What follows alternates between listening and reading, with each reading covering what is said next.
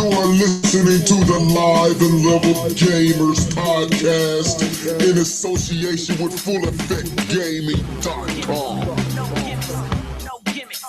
See, we don't play those games. We just play those games. The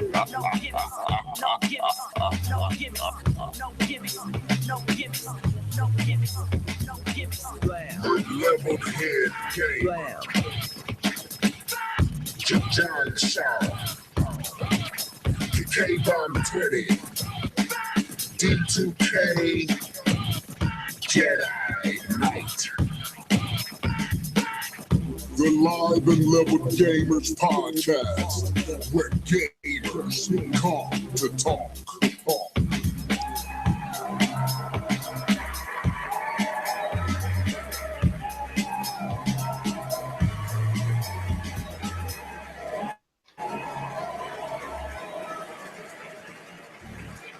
What's up, folks? This is your boy, Levelhead, back with another Live and Level Gamers podcast. This is episode 77. This is SWITCHFEST Part 2. And it's almost up on us, folks. 5 more days. 5 more days. Did you hear me, Jedi? 5 more days. I hear you, brother. And it's going to happen. No more rumors. No more need for rumors. No more need for Emily Rogers. No more need for Lord Kate Dale. No more need for Eurogamer to tell us rumors. We would know everything January 12th at SWITCHFEST. But anyway, we're about to get it in, man. So, starting with the one with the American shield of Captain America on his chest. Go ahead and introduce yourself, bro. Yo, what's up? This is K-Bomb 20, and I am excited for this podcast, man. I've been waiting all week to get in here with y'all, man. Let's chop this up. Okay. Happy to have you back. Also, the one and the only, the one that's been on a hiatus for the longest, all the way over in Germany. Go ahead and introduce yourself, man. What's going on, gents, ladies, anybody who's out there listening? Jedi Knight is back. Yes, it has been quite the long hiatus. I understand. My apologies, but duty called. The holiday season, I was working like a madman, but my schedule is back to normal. So good to be back. Yeah, man, it's good to have you back. When you hit me up and told me, man, the schedule is right now, I could be on. I was like, yeah, we got to jump on because I'm curious to hear what you expecting for this Friday. K-Bum, I gotta ask you some questions about that 50 million, man. We talked about it last Thursday, but since you wasn't there, I wasn't able to get your opinions on it. So we'll talk about that, and we'll just kind of just freestyle a little bit, just talk about any and everything as we go, because I don't really have anything in particular to talk about, but you know how it is. So anyway, let's get it in, folks. Yes, that is your boy playing in the background. That's me. Oh yeah, I know it's time for me. Is that okay? So, I heard you. I'm about to turn it off. So let's get it in, man. This is episode 79. Keith will be back. Hopefully, he was on, but he had to go. He had fatherly things to do. So when he get done doing his fatherly thing, he might jump back on. Hopefully, D2K jump on. Other individuals were supposed to come on, but they might show, they might not. I don't know. But anyway, let's get what we normally do, what you've been gaming on. Starting with the one that's been on hiatus for a while. Jedi Knight, what you been gaming on lately, man? I've only been gaming on Madden, which is so funny. How you liking it? Okay. It's good. You know, there's still room for improvement now that I've been playing it long enough, and I really wish they would, develop franchise mode. It's good, not great. It is good. Okay, I must say, I don't think I've been on since the butt whipping that I received. Yes. Nah, y'all gotta talk about this, man. I gotta hear this. Dude, K-Bomb 20 gave you the business. I'm not even gonna lie. I think the score was like 31-0. Yeah, I think I passed nothing. midfield like twice during this game. I couldn't even get a field goal range. It was pathetic. But yes. I feel good. I at least got what I get on you, man? 14. Yeah, man, you got some. That was kind of lucky. Man, it was lucky though. Hail Marys, man, that craziness. Hey, man, that's why they call it Hail Mary. You praying? Yeah, whatever. Go ahead, Jedi. Yeah, man. So after that, K-Bomb was like, "Look, you can go back to your hiatus and go back to work. And anytime you want to receive another, butt whipping, just come and knocking." So I haven't come and knocking yet. I ain't there yet, but yeah, he put in some work.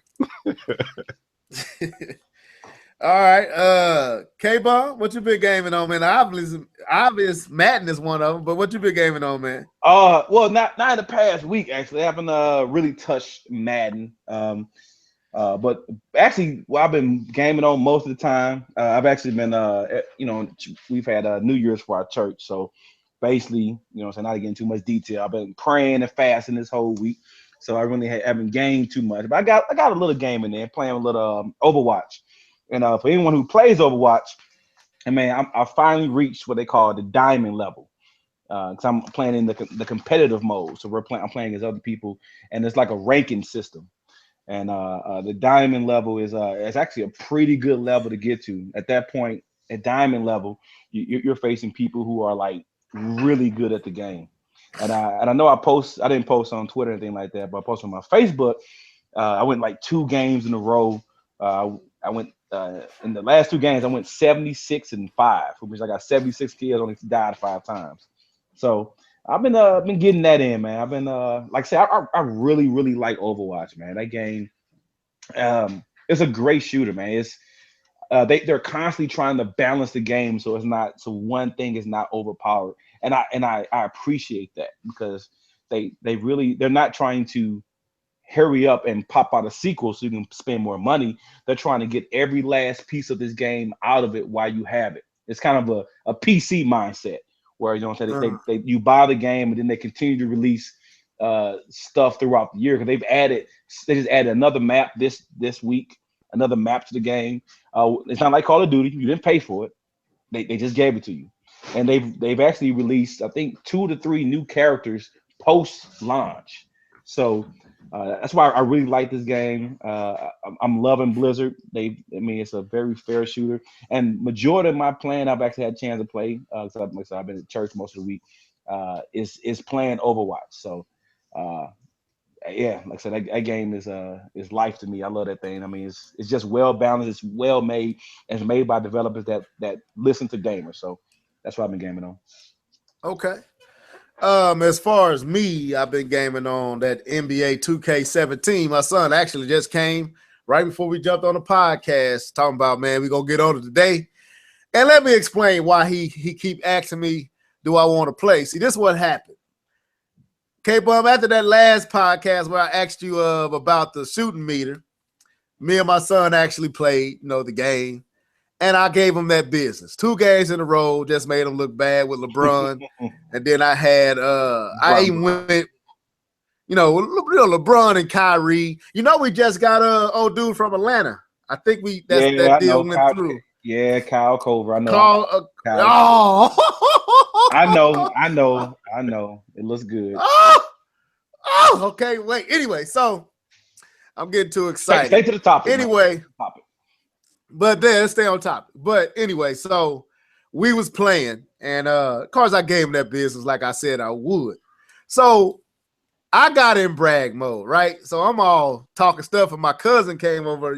He around my son's age, so he came over and wanted to play the game with my son. And so I'm talking all stuff like, man, I'm gonna beat y'all again, and I'm gonna own my son again, and everything like that. And it should have went that way.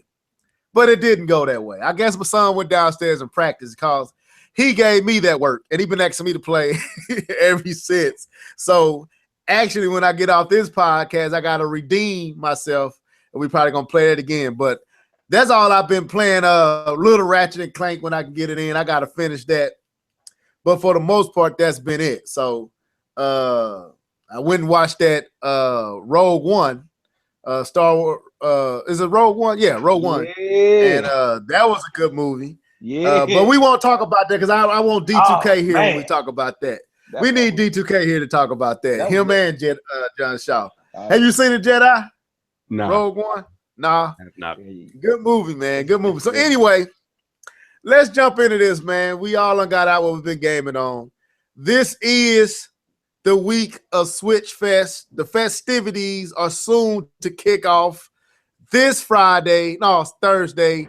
11 o'clock Eastern PM, 10 o'clock PM Central Time, and I think it's 9 Pacific.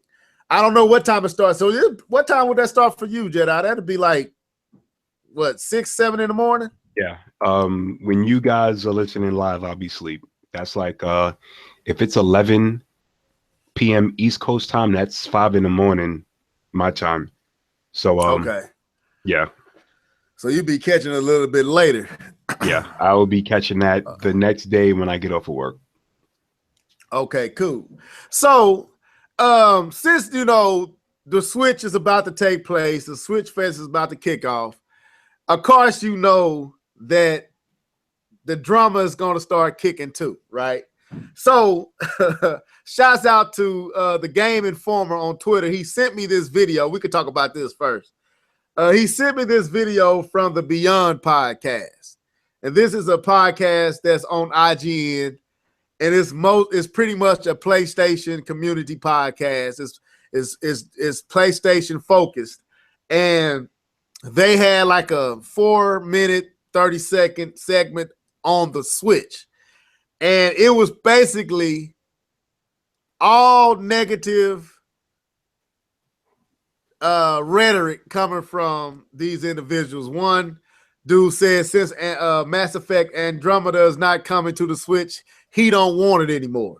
And another guy, I can't remember all the dudes' names, but one was supposed to be an actual Nintendo fan, and he actually was a visitor on the show, but he had the most criticism for the Switch.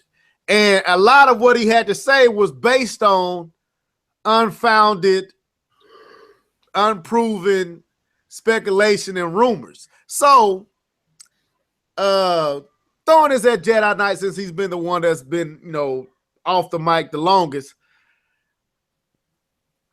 Did you see the video? Let me ask you that first. Did you see the video? Nah, I haven't. Didn't? I've been like MIA for real. Okay. Yeah. All right. But pull me in on some of the stuff that has been said. Well, the same stuff, all these rumors been said. Some of the same stuff we was talking about on another situation was here. Reared his face here too. So you can still talk about it. You might basically they're giving their opinions based on the rumors that have been leaked. There you go. Or released. There you go. Yes. Well, so you can talk about it. Okay. What I'll do is I'll give you my general opinion about it. One, as I said back in October, once we had our initial podcast after the Switch reveal, my response was I was unsure. I don't know. There's certain things that I've grown to like about it. I like that it's portable. What I don't like is the fact that I don't have any information on it. And if I'm going to draw any conclusions from the rumors, I have to be honest here. It could be a fail. And the reason being is if you're going to release a console, and if these rumors are true, there are some rumors that say that it's going to be Xbox One power. There's rumors that saying that it could be more powerful than PlayStation 4. I'm talking about the rumors specifically that are saying that this is not even going to be in that realm of Xbox One performance, like the vanilla Xbox One, not the Xbox One S. If this is weaker than the Xbox One, it is a fail. The reason being is, in my opinion, you need third parties. We Nintendo fans, right? Matter of fact, let me not do that. Let me speak about me specifically. I purchased a few months ago a PlayStation 4. There should be no reason for me to buy a PlayStation 4 because I like Nintendo products. But I purchased a PlayStation 4 so I can play a game like Madden, for example, with K-Bomb. So I can play Battlefield 1 with K-Bomb, right? Like, right. There are games that we are interested in that are outside of Nintendo IPs. Third parties, if they're even thinking about a Nintendo platform, they're going to have some particular benefits that come with that platform, at least from my perspective, because they're not in the business to lose money. And if they feel like their IPs are not going to sell, then they're not going to make the games for it. And one of the things, whether we like to accept this or not, is graphics. People are graphics whores today, even Nintendo fans for the most part. And not saying we're graphics whores in the sense of we must have graphics, but we're graphics whores in the sense of we always have to defend the fact that we don't have those graphics. So we're like on the opposite spectrum of that conversation. But graphics are important, when it comes to these developers. And if the developers for any reason feel like a Nintendo platform is either under par performance-wise or not in a space to where their IPs or their brand on that platform is going to be conducive to make profits, they're not going to make it. And what's going to happen is people like myself that would prefer to have a Nintendo console are going to buy other consoles in order to play with friends. So in that regard, it will be a fail. My overall feeling is it doesn't matter because Nintendo hasn't revealed anything. I don't believe that this console can be underpowered. These consoles were developed in like 2011, 2012. It is 2017.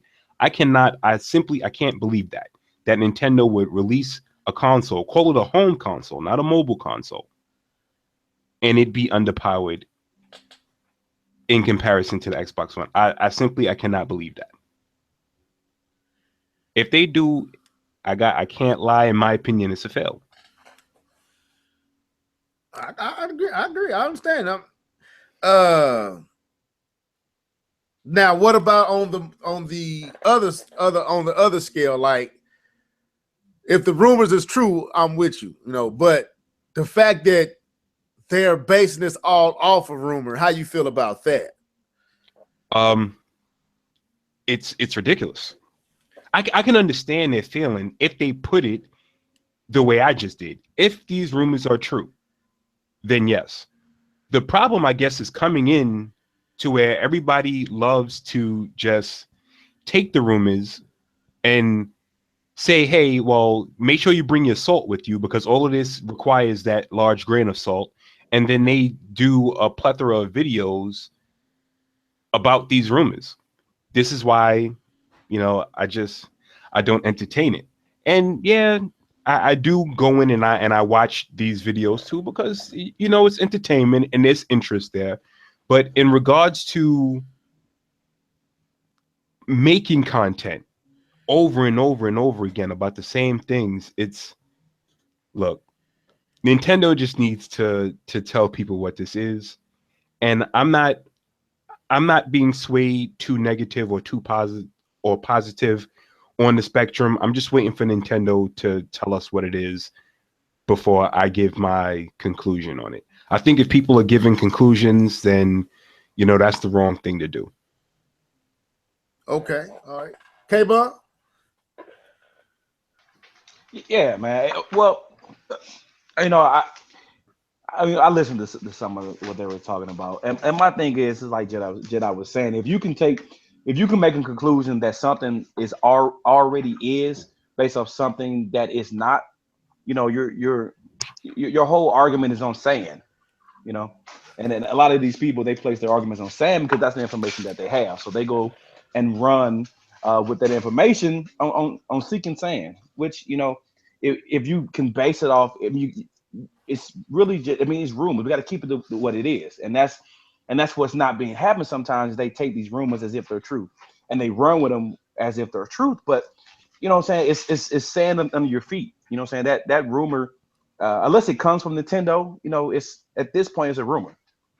You know, until they are not just rumor. I mean, not just Nintendo, but who else is making that? AMD making Nvidia. yeah, Nvidia. Sorry, Nvidia. I was making the hardware with them. So if it doesn't come from any of those sources, it's just rumors. But people, they need the hits. And we kind of talked about this a couple Yeah. podcasts ago. That I'm saying people will do what they need to do to get hits. And if that means spend 3-4 podcasts talking on some rumor that someone brought up, then they'll continue to do that. But that's why we as consumers have to be smart consumers. I kind of said this down in your podcast last time. We have to be smart consumers because people are going to say whatever they need to say for rumors, wrong or right. They're going to continue to say because it's hot. We talked about it how Venture Beat, you know what I'm saying, post an article about how the Nintendo Switch was the most talked about console, even though it's not even out. And then they released an article about how it's underpowered, and that got momentum, and now people are saying their name. Now people need to understand that stuff happens. That stuff is going to continue to happen because that's how you get yourself out there. That's how you get yourself views, and you just have to be a informed consumer and be able to identify. Yeah. I mean, they points they may be saying may be cool, may be good, but understand that they're basing their opinions off of sinking sand, which means it could be snatched under them just as fast as they stood on top of it. So that's my piece on it. I agree. My thing is, it's the who that's doing it. Like, and I say this, like I said in my video the other day, I'm so beyond caring about what anybody got to say about the Switch because it's already sold me. You know what I'm saying? Like, Zelda Breath of the Wild already done it for me. I'm here. I'm getting it, right? So it ain't nothing really anybody can say at this point in time, except for Nintendo, that can steer me otherwise. Like if Nintendo come out this Thursday and they say something that really pull up the red flags for me, like, wait a minute, pump the brakes, huh? You know, then I might reconsider the purchase. But at this point in time, it's nothing that IGN, it's nothing that a YouTuber on YouTube can say, is nothing that's going to persuade me from purchasing the Switch outside Nintendo. But going with IGN and the Beyond podcast, this is what I feel. Like, if you're going to make these statements, unless you have proof, like you can literally say, this is not speculation, this is not just opinion, this is fact. It's going to be this, it's going to be that, and you're obligated to say that rather than to say, you know, if you know, base it off of the rumors where there's nothing, like you said, Jedi. There's multiple rumors out there, but it seems like they only want to lean to the rumors that are not positive. I remember when the first rumor was Nintendo is running the whatever Nintendo is working with couldn't be ran on other systems. I know that was the early rumor back early this year, and early last year, coming out of 2015. Supposedly that they had a dev kit or something that was running so fast that it couldn't run on the PlayStation 4 and the Xbox One. Well, nobody ran with that rumor, right? Then a rumor about that is supposed to have the AMD and it was this base. Then the only person ran with that rumor was Super Metal Dave and a few others, but most folks didn't want to run with that rumor. They wanted to run with the most negative, most the rumor that to them would put Nintendo in a position of being behind everyone else. Those rumors were ran with. So when it was a hybrid and all that was true, and then we saw the teaser, everybody was excited. But then all of a sudden now Zelda's delayed because they saw Mario in the teaser. Everybody ran with that rumor. Now Emily Rogers and Laura Kate Dale backtracking. I'm having mixed signals and mixed rumors, reports from this area to that area. No, you was just wrong. Just say you was wrong. But everybody just pivoting on each and every rumor is like, if you claim to be a journalist, to me, I feel like you should be held to a higher standard.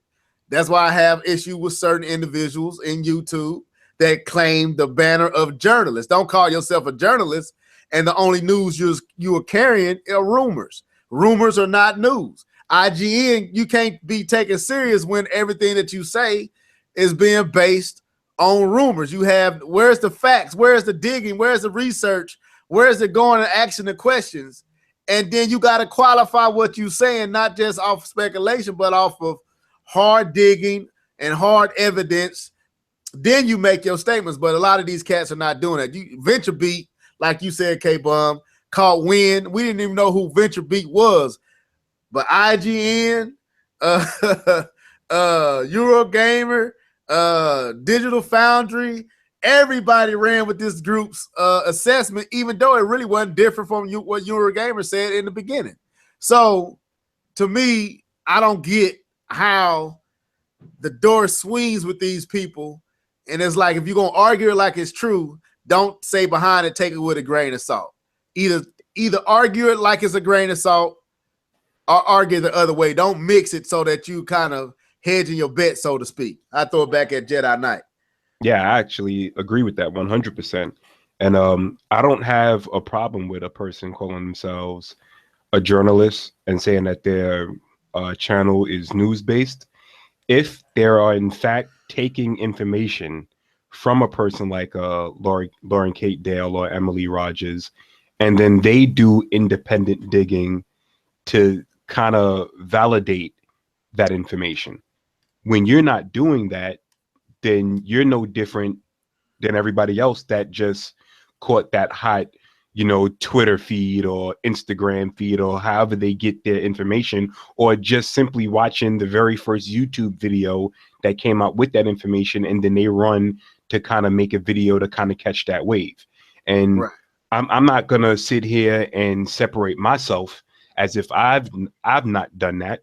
Before the Switch was unveiled in October, back when I thought that it was AMD based, back when I thought that a lot of the things that Super Metal Dave was saying was legit, I was on board. But for the most part, my content presented the information, but then I put my perspective on it. But I've never called myself a journalist. I never said that my page was, news.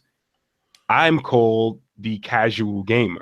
Don't ever come to my page expecting like news, and don't ever come to my page and expect to see advertisement either, because my page is not monetized. And what I did was I stopped making videos on it. And there have been people in, because this is a small community, and once you start making videos, there are people who follow your videos and they like your particular content. There are people who are more popular than others, but you still have people that view your content. And I will go to another person's page that's within the community, and people will ask me, yo, where you been? And it's like, well, everybody is saying the same thing, but it's now, it's become who can say this first, not really even give their perspective anymore. People are just regurgitating what other people who are actually doing digging have said. And I'm saying doing digging because I'm assuming here that people like Emily Rogers and Laura Kate Dale are actually doing digging, actually have contacts, but who's following up to see if they're legit? That right there leveled is what I agree with you with 100%. If you're going to call yourself a journalist, have a journalist channel, and call yourself, presenting the news, and you want to be taken seriously and you want to establish some credibility, you need to do those things. And we're not trying to, point the finger or call people out or kind of, put a bad taste in somebody's mouth or come off as haters. We're just saying that if this is the position that you're going to take, then do that, because you have people. And let me say this, Jedi. Mm-hmm. Let me throw this in there on what you said, and be consistent with what you say. Yeah. Don't at one moment you this way, F this rumor, and then the next moment you act as if you didn't say what you just said in this rumor. Now you on switched your opinion, and you just going as the wind go. You the leaf in the wind. Anywhere the wind blow, you going with it. And that how can anyone take you serious? Since you said that, now it reminds me of what I had commented on. when you said changing of the wind, when you see people who are disappointed with the initial presentation and the initial rumored specs, and then 2 months later, they're defending what they were initially disappointed in. That is what I get upset at. It's like, how are you defending something that you yourself not too long ago were disappointed in? I still haven't changed my perspective on really being up in the air about the Switch. There's certain things that I see as information becomes, or rumors, I should say, have come about because they are intriguing. You know, granted, you don't like the fact that when you hear like, well, the specs are really underwhelming, but when you hear something about VR and the possibility of already having the motion controls and, you know, it being wireless in a sense outside of just one power connector, or, you know, having the controllers to actually be separated and being used as like an SNES controller. There's things about the Switch that are very promising, but I don't know. It's this community has really gone into a weird space. I have to say. Let's get D2K in here. Did I throw it back at you, K-Bug? Go ahead, D2. Welcome to the show. What's going on? Nothing much, man. Happy to have you back on, man. Go ahead. Well, you know, I don't know how much you unheard, but no, I didn't. I didn't enough. hear the context of the conversation. I came in while Jedi was talking, so I don't know. Basically dealing with the fact we was talking about the IGN Beyond podcast and how they were basically casting, you know, I guess basically already saying the Switch is dead out the water based on rumors. And we were just kind of swayed it, moved into kind of what we talked about last podcast, the responsibility of individual. If you're going to call yourself a journalist, then do what a journalist do.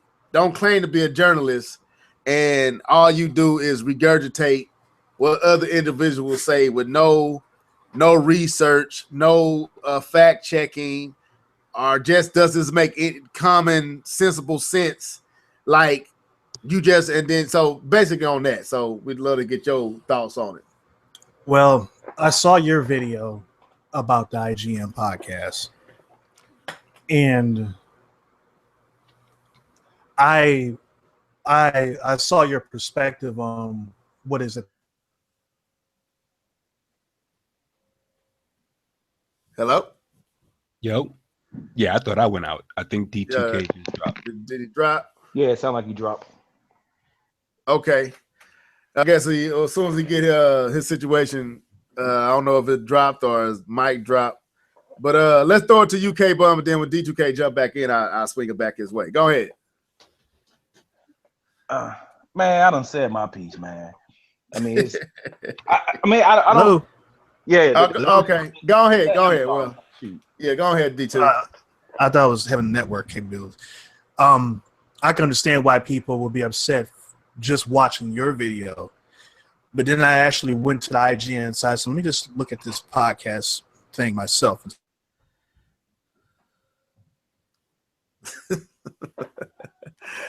Dang! I guess he dropped again.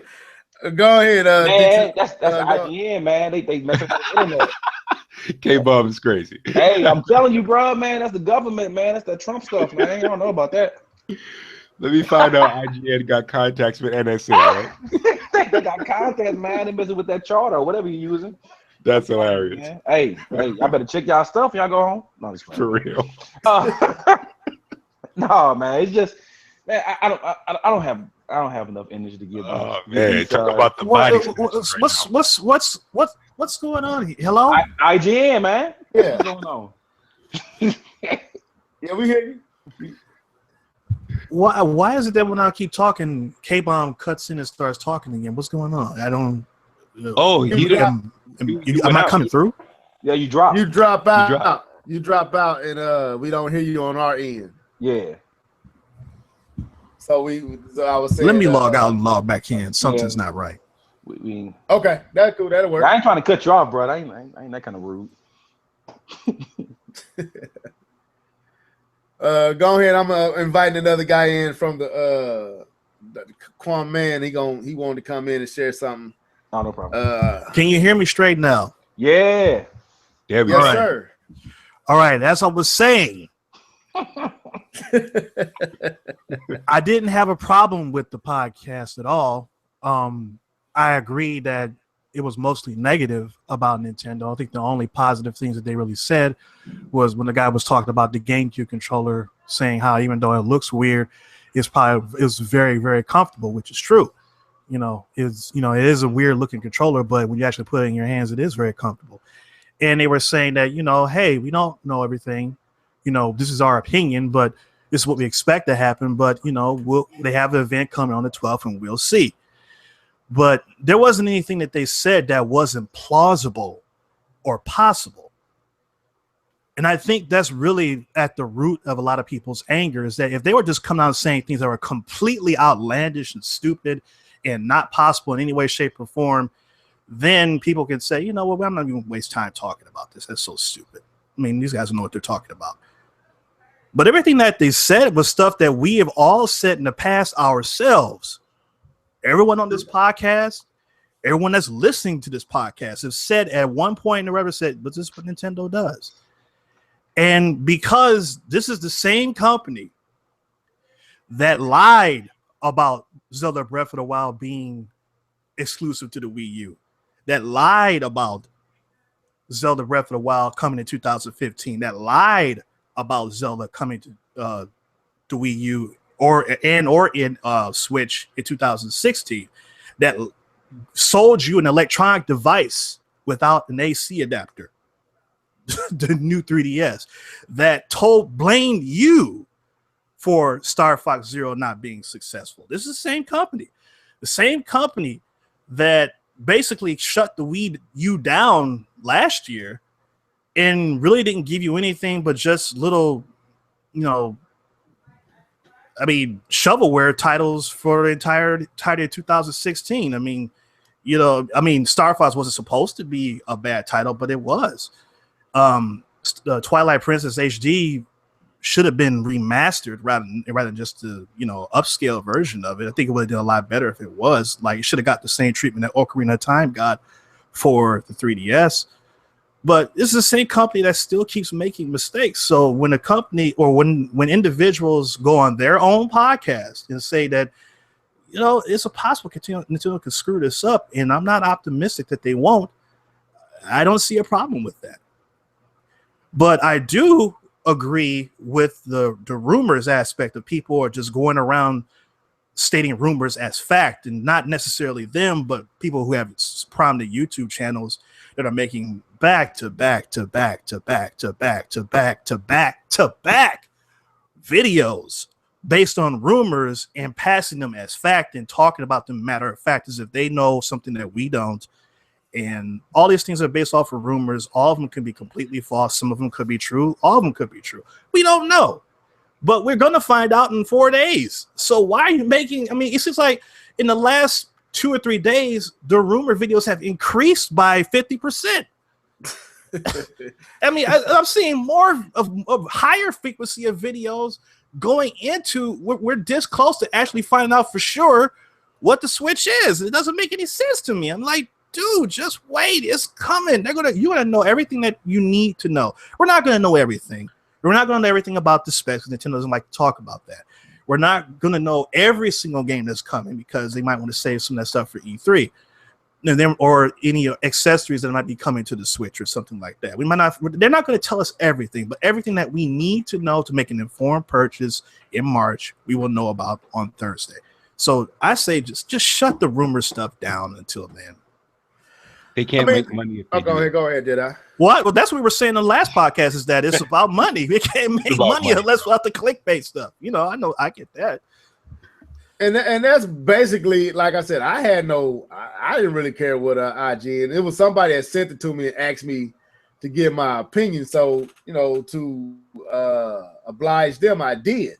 But what I had to say was, at this point, it ain't really nothing IGN or anybody can say to me that's gonna persuade me based on what they have to say, unless they say something that they can, like Jedi Knight said, can factually prove. My only issue with the Beyond podcast was everything that you was basing your criticism off of wasn't factually proven. Now, if you just speculating in your opinion that Nintendo probably won't show up, then that's your right to say that.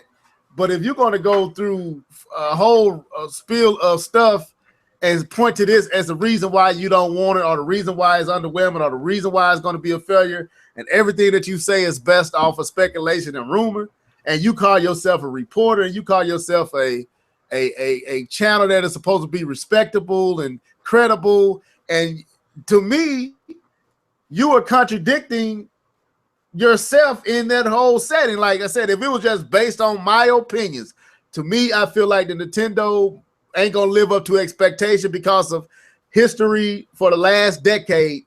That's your right to do that. I have no qualm with that. If you don't feel like they're gonna live up, like Jedi said, I'm not sure. I'm pretty sure a lot of that is going off of history. Am I wrong, Jedi? No, you're not wrong. Right. So for the Wii era, there has been a lot of letdown for you. So history is making you reserved with the Switch. You want the Switch to prove it before you just jump on ship.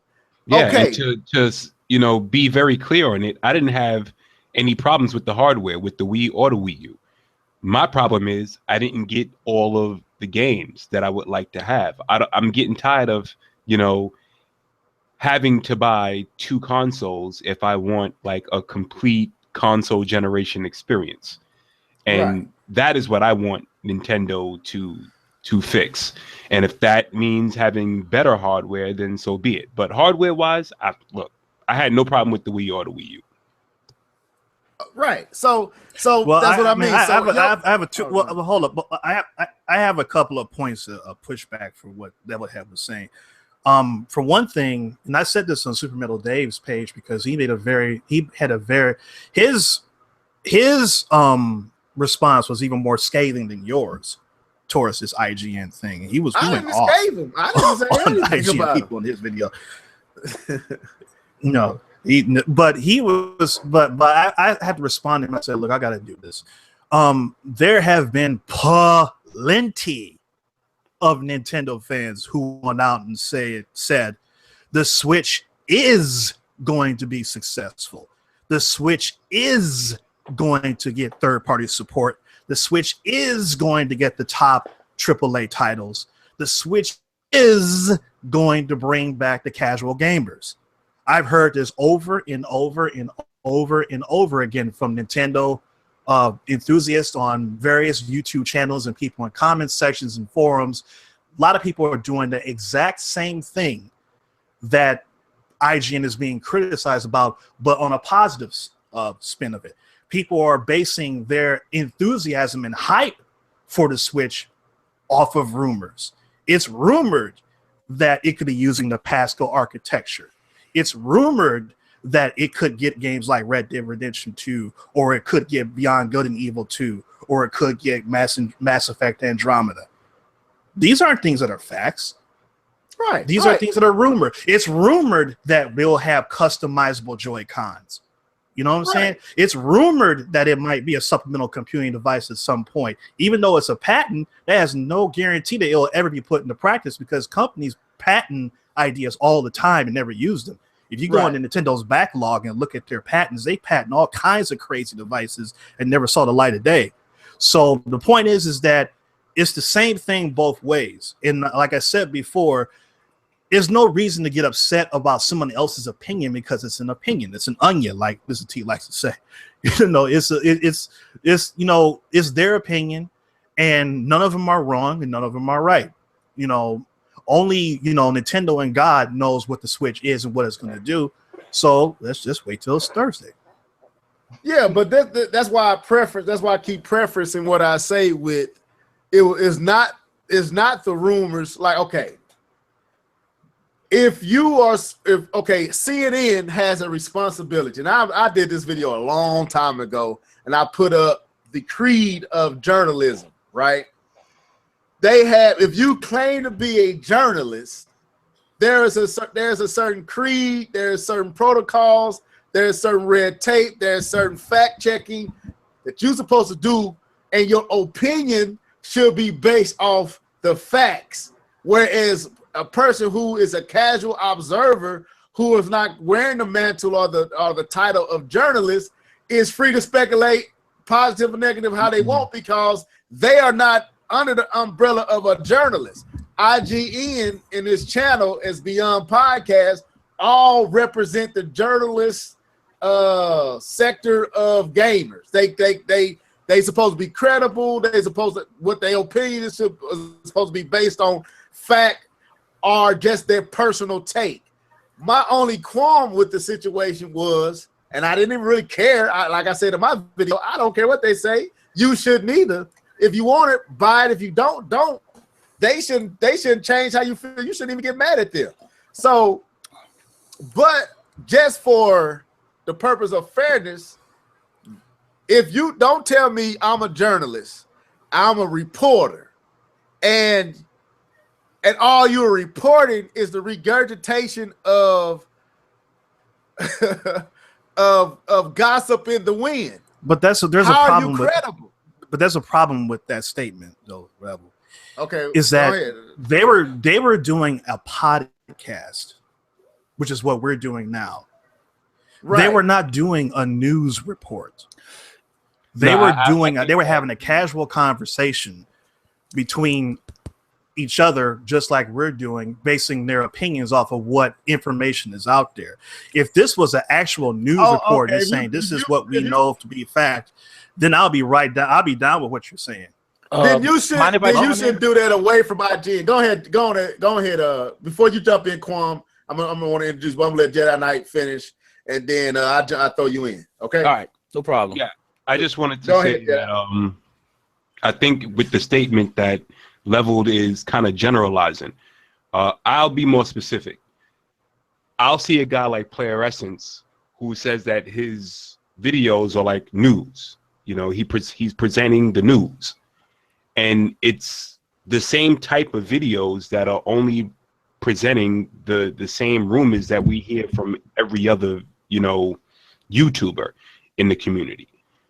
If you're not following up on the rumors or the people who are leaking that information, then to say that you're doing journalist work or presenting the news is kind of suspect. Oh, okay. Got Kwame. How you say it fully? Kwame Chu.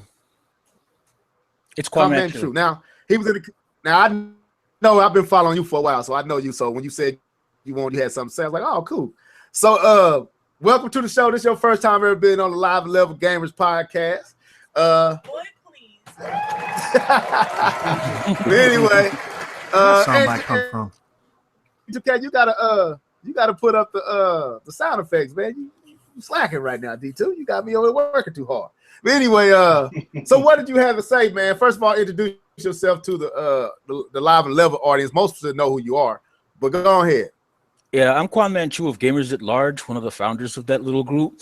And, most people know me as predominantly a Nintendo fan, but I play Sony games, PC games. Don't mess with Microsoft because anything they got is going to end up on PC anyway. But that's neither here nor there. True, that's true. So here's the thing. This is my view on the YouTubers and how they present information and try to relate it as news reports. They should make it more opinion pieces based on rumors and make it be viewed as editorials. And that's all they really are. You know what I'm saying? Right. Editorials. You got to take anything they say with a grain of salt. You know what I'm saying? You can't take it for gospel. And here's the thing. Everybody's so concerned about the Switch, right? And they want to see the magician behind the curtain and not just enjoy the magic. And that's the problem nowadays with gamers. Because back in the day when we played SNES, we played Genesis, when we played NES, when we played the old Sega Master System and all those other ones, the Atari and all that, we weren't concerned with processing power. We weren't concerned with none of this, none of that. It was presentation, story, and gameplay. It's like when you go to a buffet. You ain't concerned about how they cook at the back as long as they're cleaning their hands and not doing something shiesty. You're gonna eat the food, and you got a choice of what you want, and you're not gonna punch somebody in the throat for choosing sushi while you're sitting up here eating steak. But this is how these people act. They war each other just because they want to antagonize each other for views, and I'm gonna call it like it is. You know what I'm saying? Rather than do that, rather than do that, enjoy your games. I mean, you don't sit up here and play a game to be heated. Like many times I said before, it's a $40 to $60 vacation. And that's how people should like take it. how you put that. That's interesting. Yeah. Because I agree. I mean, go ahead. Go ahead. Finish your point. Okay, but like I said, this is the thing about us older gamers, the ones that don't go into the wars, the ones that don't sit up here and fight tooth and nail and whatever. I may argue for parity, you know what I'm saying, over certain games. And the way that certain publishers deal with Nintendo, deal with Sony, deal with Microsoft, you know what I'm saying? I may have issues with parity, and I've said so in the past. But here's the thing, okay? This market's not going to grow if everybody has the same thing exactly down the line. They need to present something unique, a unique experience. I have a golden rule. When I buy myself a handheld or a console, if I don't find 10 unique experiences to that console, it's not worth my money. You sound like K-Bun. That's K-Bun right there. He ain't buying nothing. Well, he can speak for himself. He here, but he ain't buying anything for one experience. You know Exactly. So I agree with you. Right. But you see my point? People are too worried about the nonsense. And the thing is, they stirred this whole mess. And you know what the real messed up part is? We're grown men playing with plastic in front of a bunch of kids, acting like kids. It's true. Yeah. And that's what I was trying to relay in my last video. Like, man, none of this stuff should persuade you either way. If you want something, like you should want it. What doesn't matter what this man over here say or what this man over there say. Now, this is the information. Now what Jedi Knight was saying, what Jedi Knight was saying, and what I agree with wholeheartedly. Like you said, go ahead, K-Bone. What was you saying? No, I was just saying this is the information age and information rules, and the thing is, information sways, and so a lot of people base their opinions off of information, and information being false or true. But this is the age it is. Back in our time, it wasn't the information age. Like if we wanted to know codes, like we went weeks and months without learning how to beat the fat dude and Punch Out. We didn't know. We ain't know the secret to beating him. Unless you got Nintendo Power Magazine. Yeah, unless you had Nintendo Power. You ain't know how to beat King Hippo. You know what I'm saying? But this is information age, man. You turn the game on, you go to YouTube, you find out how to beat him in a matter of time. You can type in how to beat and press enter. So a lot of the, I know we're talking about the older, a lot of younger people, like their opinions of other matters. And I know what we're trying to say is that get your own opinion. You know what I'm saying? Like it's good to look. We concerned about acceptance. We want to be accepted. We want to be accepted. We want to be a part of the popular. We want to be a part of the bandwagon, and we don't want to feel like we are missing out on what everybody else is calling cool. So we got to be a part of it. But what started this was back in the early 90s between Sega and Nintendo, where had Sega coming out with the commercials talking about their blast processing and all this type of stuff. And then you had Nintendo coming back to, we got the Super FX chip and all this type of stuff. And the Genesis does what Nintendo don't, and all that type. Exactly. So we were conditioned and programmed to think this way. And after it's a marketing ploy. It is a marketing ploy. And after that, we started to go to the Game Pro magazines, Game Fan, EGM magazine and stuff, and trying to find out, how powerful. And then it went into overdrive when Nintendo started developing the N64. Remember when they started talking about Project Reality and how they were using these new powerful silicon graphics computers, and how these were same computers that the CPUs that were driving the special effects in Jurassic Park and all this type of stuff. That's where all this power stuff started to come into play. And so I look at it from that's where the genesis of all this stuff started. I would go back even further than that, D2K. When you go back to the Nintendo NES, I remember when Nintendo was telling you, now you're playing with power. Right? Remember that? Yeah. And that's back in the 80s. It is the video game crash. And you also have, you can go as far back as NES or as current now. Remember when Microsoft was saying with their internet capability for the Xbox One, if I'm correct. Their internet networking is bigger than what the internet was back in 1995. Just for their, Microsoft Live internet network. And it's all the marketing, and I believe that you're absolutely right. And the internet doesn't help because now you have a central place where people can get as much information unlimited from anywhere. Like I can make a video as I'm doing right now and put it on the internet.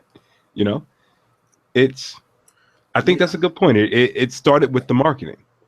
Mm-hmm. All right. So let's end this conversation because I don't want to bog us down with the drama of speculation. So to get K-Bum, I want to touch on this, and then we go to SWITCHFEST. And Corman, I want you to stay on because I would love to get your thoughts on what you're expecting this weekend. I need Jedi's. I know what D2K looking for because we talked about it this Thursday, but I need K-Bums as well. But what do you think about the 50 million, man, with the PlayStation? What you mean?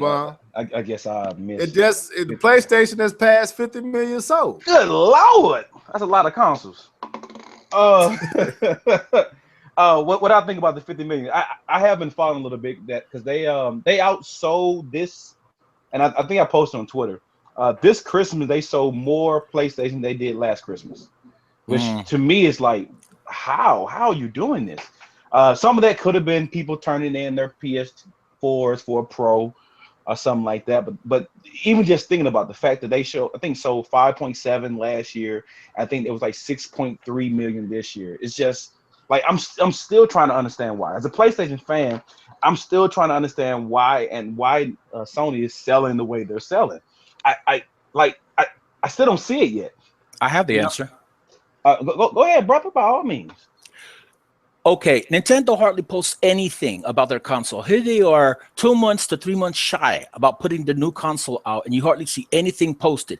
But Sony is all over the place, advertising their store, showing sizzle reels of different games that are available in the market. They make an effort that Nintendo doesn't, and that's the difference. That's why even though they sell a lot of consoles, they still have a low attach rate. Right. They're just selling the consoles. And to me, that's not really getting them nowhere because if they don't sell the software on top of that, you're losing money, not gaining, according to what they say that their configuration costs. Right. So at the end of the day, yeah, it may look like a big deal, 50 million, but if you're only seeing people buy 3 games for it, what's the point? But the software, I checked that too. The software is right up there where it needs to be. I know I checked VG's charts. I was looking for something else, but I just stumbled across it that they've completely doubled the how many software sales the Xbox has. So the Xbox is about 140 million. It's slightly higher. I probably wouldn't say higher. I would say it's on par with the Xbox is doing. Just doubling the numbers. Because the Xbox is about 25 million from the point that I saw it. And then the point of the article, PlayStation was only about 46 million. But when you look at the software sales, it was 43 million versus 319 million, which shows that they're doubling both in console sales. They weren't doubling yet in console sales, but in software sales, they've doubled what comparison to what Xbox is doing. And not only that, they've sold at a profit from launch of $18 per PlayStation 4 console. So they're not losing money on the PlayStation 4 hardware. So that's a huge plus too. If you take that money and you add it up, that's a pretty significant chunk of change. But the question was, like I was saying, like it's like you're talking about the question me by asking me what I think about it. It's just what I think about it is like I haven't seen, even from my time, being a Sony fan, and I said this at the very beginning of the launch. I know we had one of my first straight talks. We talked about Level talked to me and asked me, should people buy a PlayStation? And I even said in that podcast, I didn't understand why the PlayStation was selling the way it is because some of the experiences were not there yet. And I know they've produced some more experiences, but when you look at Sony only titles, it's lacking. I mean, you definitely still get the cross-platform stuff. You get the third-party stuff that's on everybody console, like Division and stuff like that. But when you look at Sony-only experiences, like the Uncharted and the Ratchet and Clank, it's still lacking. I mean, that may be something that's going across the board for this generation. Because you look on the other side, Xbox is lacking as well. So it's not like one is doing better than the other. But as far as it was, you know what I'm saying, in the previous generation, the way I look at that first party only or that only console experience, they're definitely lacking, man. But you they're know, still selling. But you know what? I think that people put too much stock in first party sales anyway. Because if you look at the Wii U, you know, cleaned up in the first party area. I mean, Mario Kart 8 is the highest selling first party game this generation. And then you look at all the first party sales, the top 18 best selling games from Nintendo are all produced from Nintendo. And they've sold more first party titles than Microsoft and Sony combined. Yet the Wii U's only sold 13 million copies, and the PlayStation 4, which has had a pretty anemic first party lineup this generation, has sold over 50 million. So it goes to show you that you definitely need to have balance, but you see what's more important. It's not exactly. It's not. It's the attach rate, you know, because even if you have the best first party games, which I do believe the Wii U had this generation, if all you have is Zelda for a while, we haven't got that yet. But I'm just saying, you know, a Zelda or a Mario or a Metroid or a Mario Kart or Smash Bros. For a while, and you have nothing else, that's not good. You know, you have to have Mario and Call of Duty and Battlefield and Madden and FIFA and Street Fighter. You know, you have to have that. That's the reason why Nintendo was so successful back in the day with the NES and the SNES, because with all their great first-party stuff, you had all the third-party support with it. And that's the whole thing that we keep trying to get Nintendo to understand. And it seems like they understand it because at least they're trying to get third parties back into the picture. I don't know how successful they're going to be, but at least they understand that's important. To me, at the end of the day, I'm sorry. Go ahead, Cormac. To me, at the end of the day, as long as the Switch gives me the games that I want to play and fits the format that, like I said, gives me 10 unique experiences, anything else is gravy. But I want the meat. You get what I'm saying? Give me 10 unique experiences, even if it's a third party making a unique game for that platform. Right. That's what they need. They need some of that. And you can't get that without getting some of the third party support that's across platform. I agree. That was what was missing from the Wii U. Nobody was taking advantage of the gamepad, because I could think of a billion different ideas I could do with the gamepad for innovative games, but nobody took the time to do it. And I'm afraid the same thing might happen with the Switch. There's a whole lot of cool things that I can envision that could be done in terms of gameplay with the Switch. The jury's still out of whether or not third party is going to take the time to do that.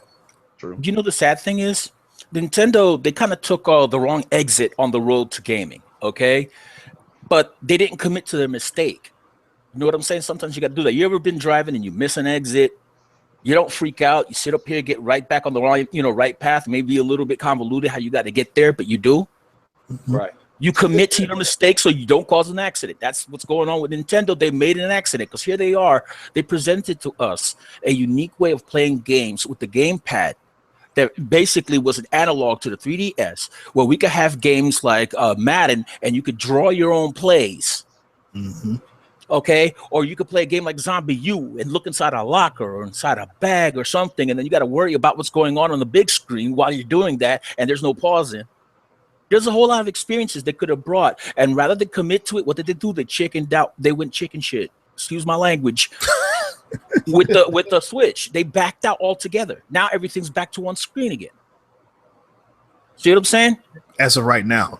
Of right now. Yeah. To the best of what I'm seeing presented, there's no dual screen experience anymore. They chickened out. They didn't commit and make it grow. They could have made their idea grow. The problem is third parties, etc., whatnot, were just not ready for a second screen experience, because you could look at Smart Glass and you could look at how the Vita worked with second screen experiences. Nobody was wanting it because they felt like it was too complicated. It's kind of like the first time when people mentioned the DS. What am I going to do with that second screen? Right. I have to. I'm sorry. Go ahead. I have to disagree with that a little bit. Generally speaking, I see where you're coming from, and I do understand it. But specifically with the Wii U and Nintendo no longer committing to the second screen, the reason why I disagree is because the industry didn't want it. I I think know.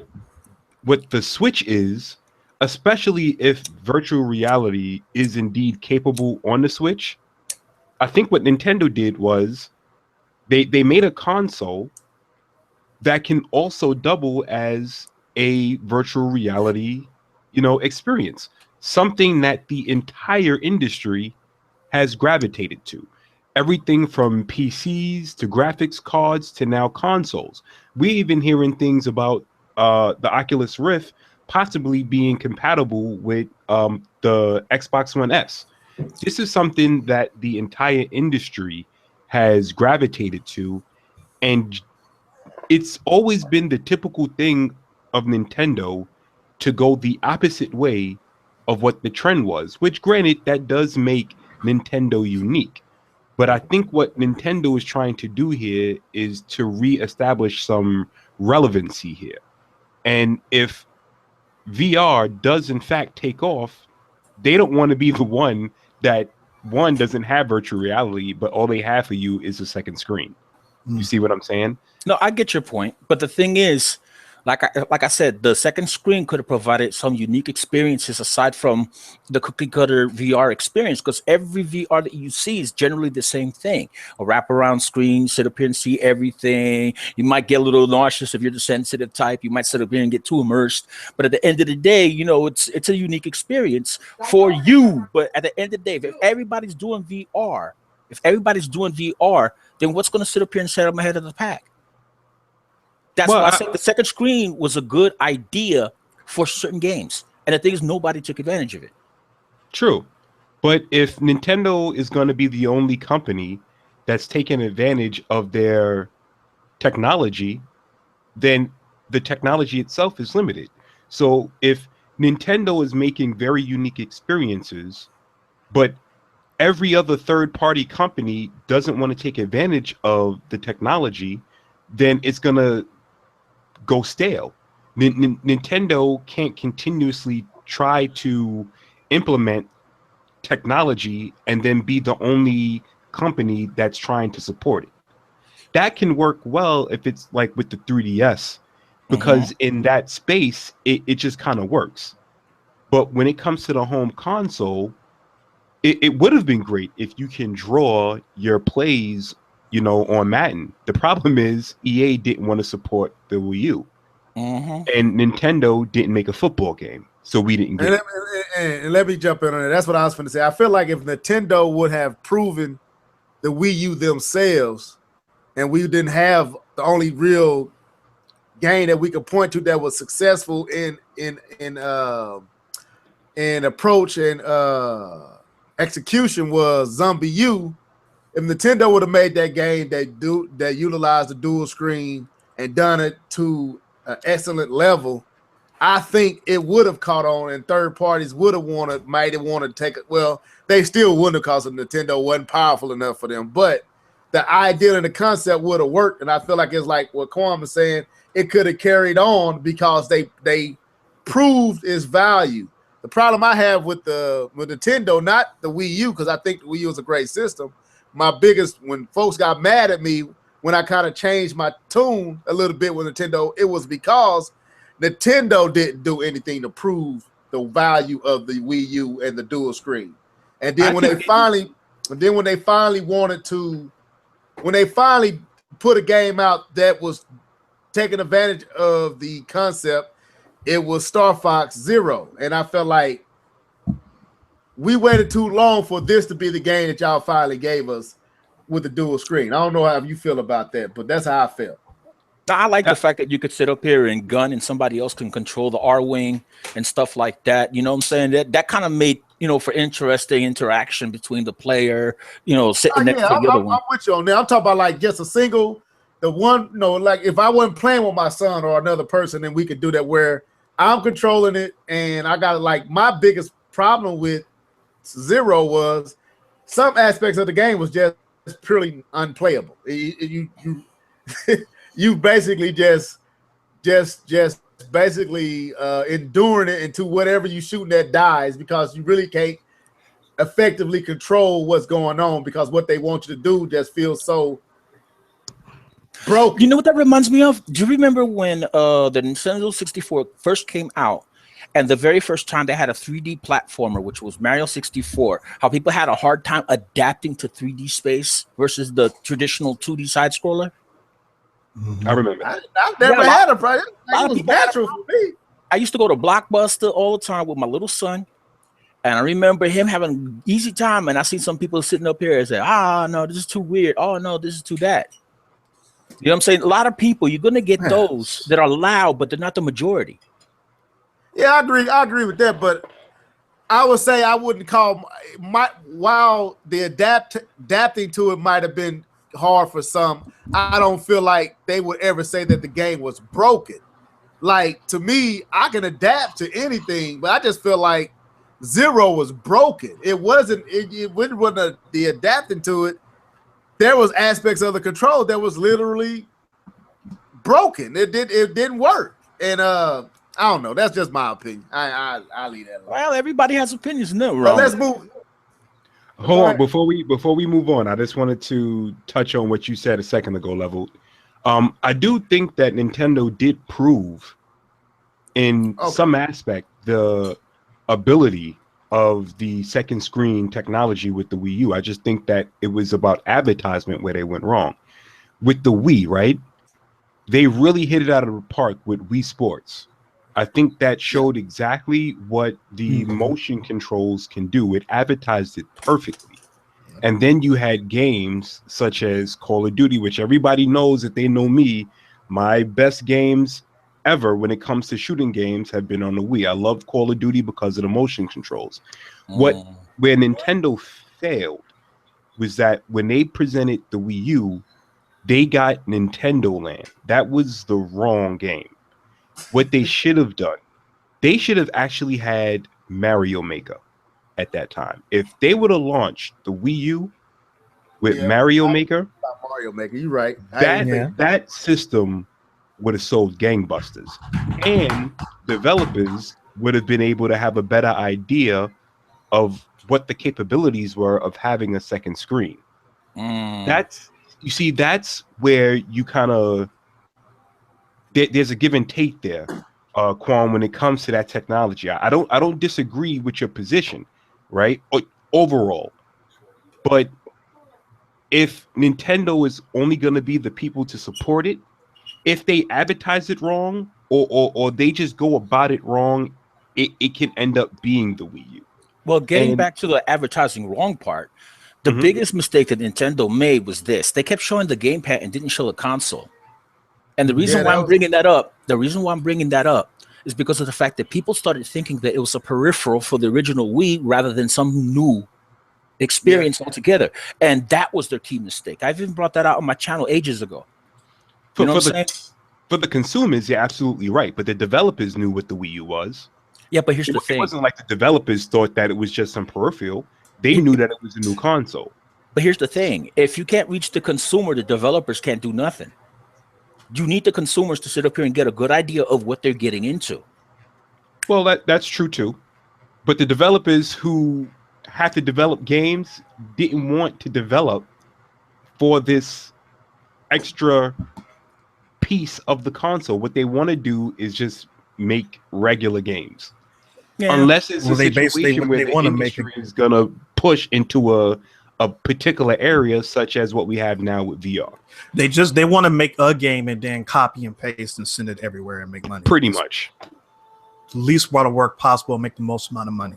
That's the reason why I don't even bother getting an Xbox, because I'm gonna find most of the games on there on PC anyway. Like I said, right. You know what I'm saying? Microsoft is still getting their money, even though they're cannibalizing, one division over another. Right.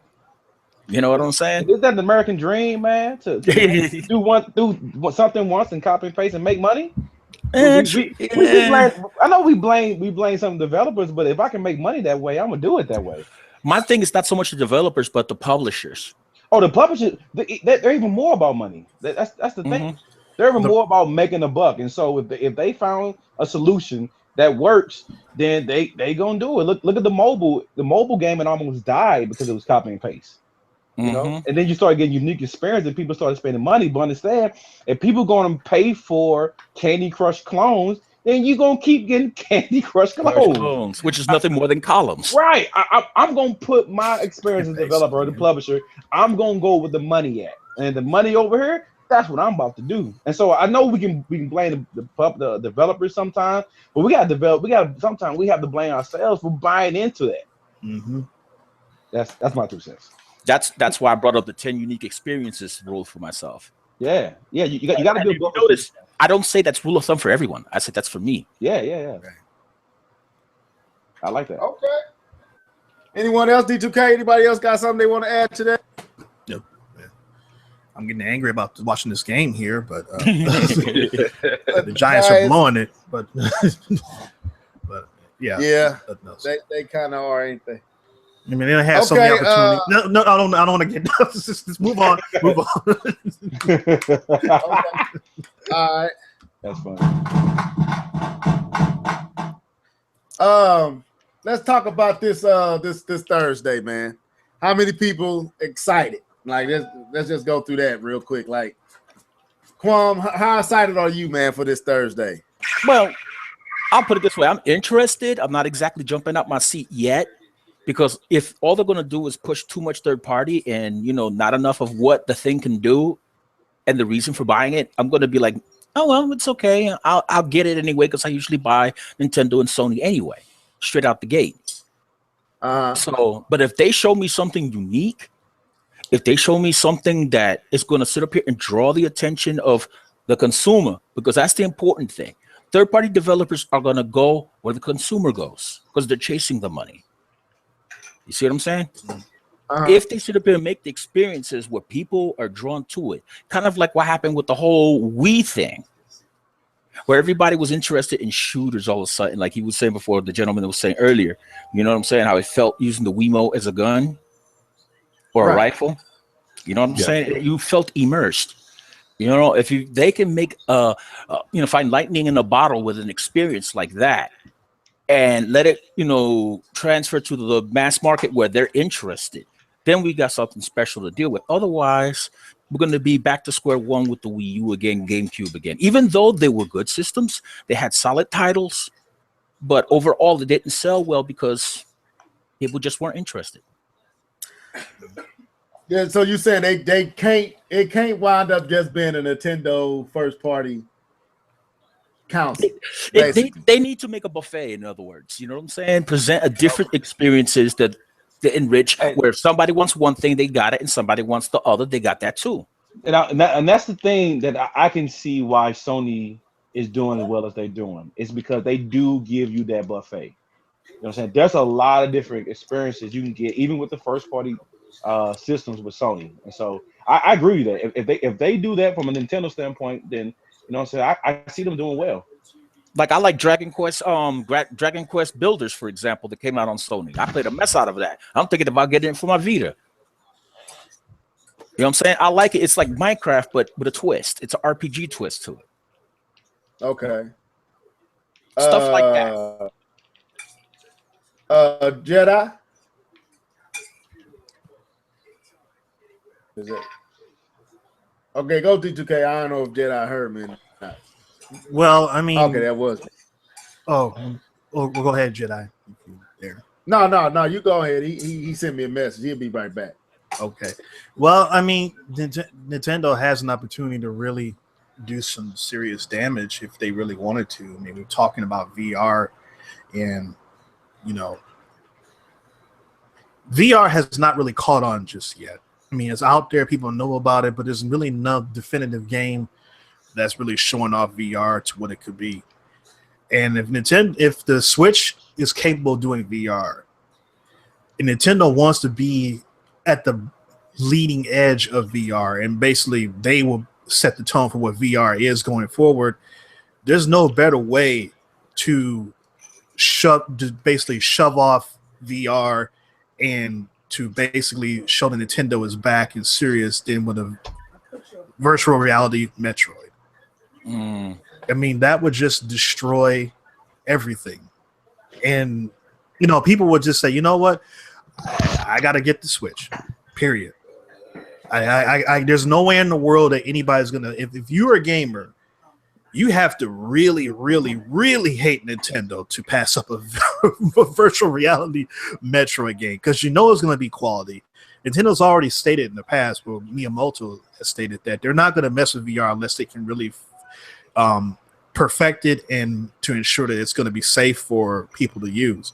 So if we hear anything about VR at all, we know it's going to be straight on the Switch.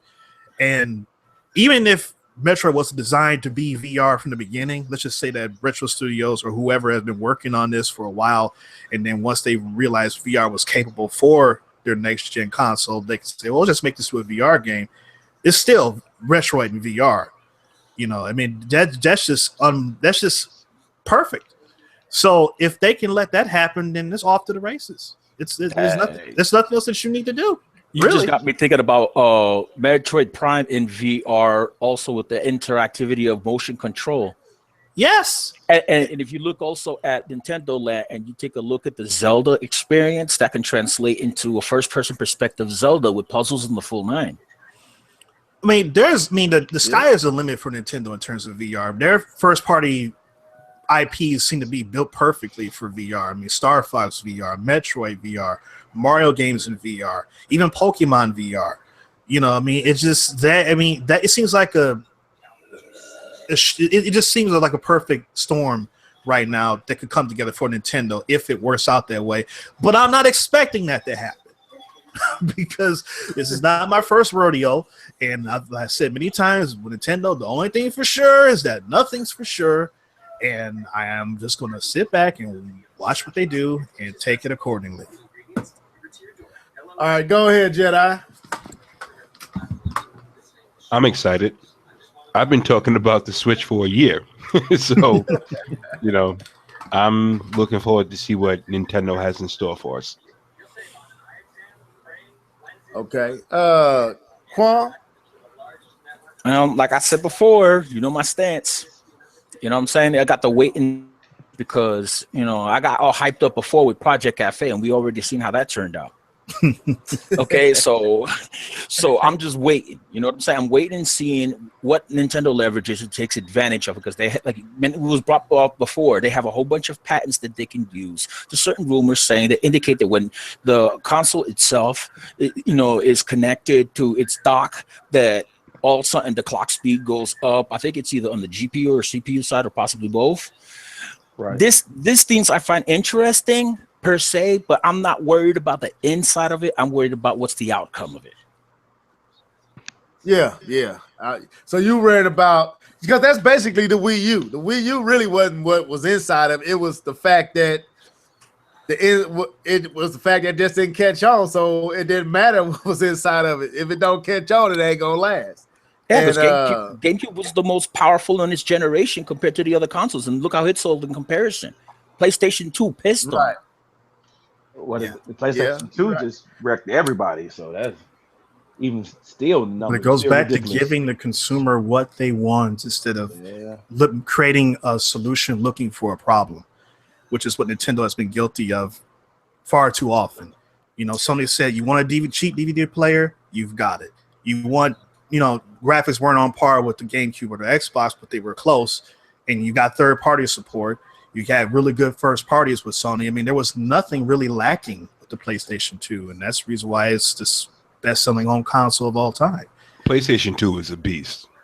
You know, it really was a beast. I got to give Nintendo credit for one thing. Even though, like I said, they've done a lot of things, switching up ideas and whatnot, at least they didn't pull a Sega. Because Sega, they tried too hard in the middle of a generation to add attachments to the same console in order to grow it out with the 32X. You got the Sega CD, then they had the Neptune system, then they had, so on and so forth. They remodeled the I think it was Saturn. No, I'm sorry watching the game. I can't believe they let them do that again.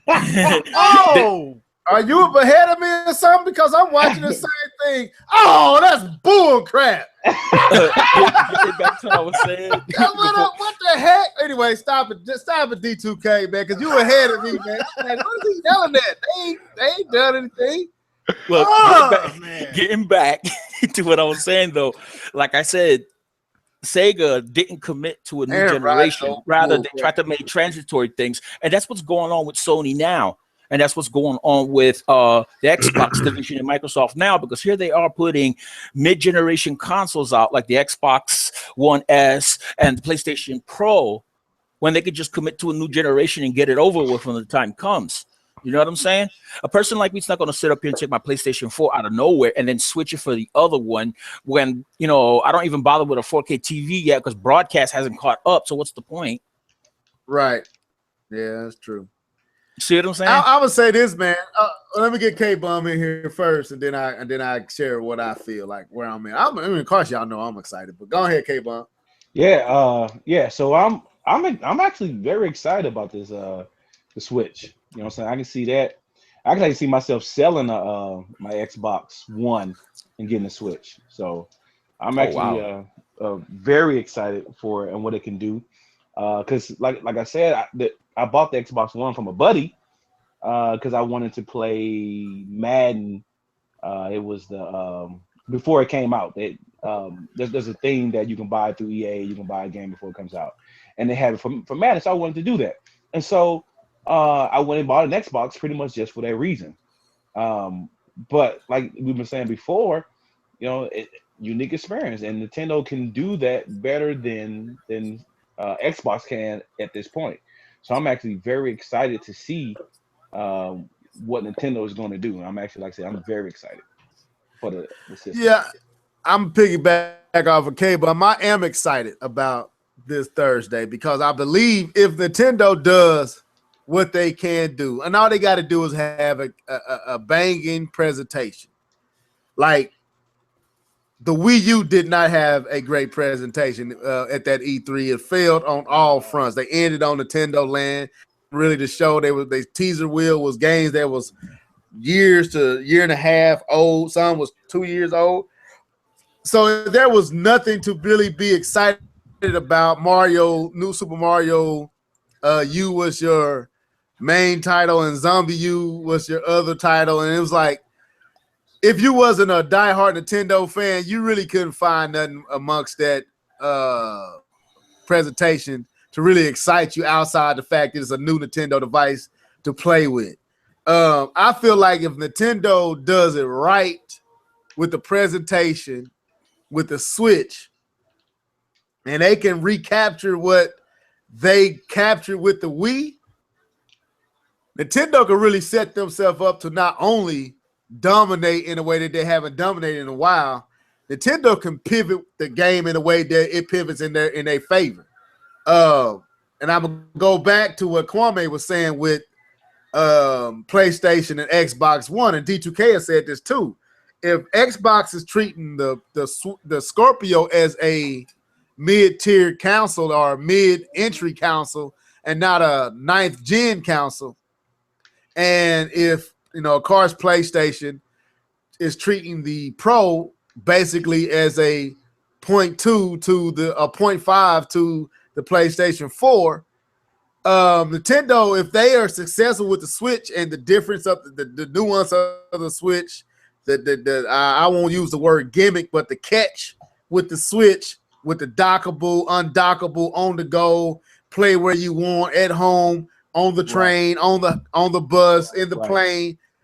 If they do it and they have the games to match, this really puts Sony and Microsoft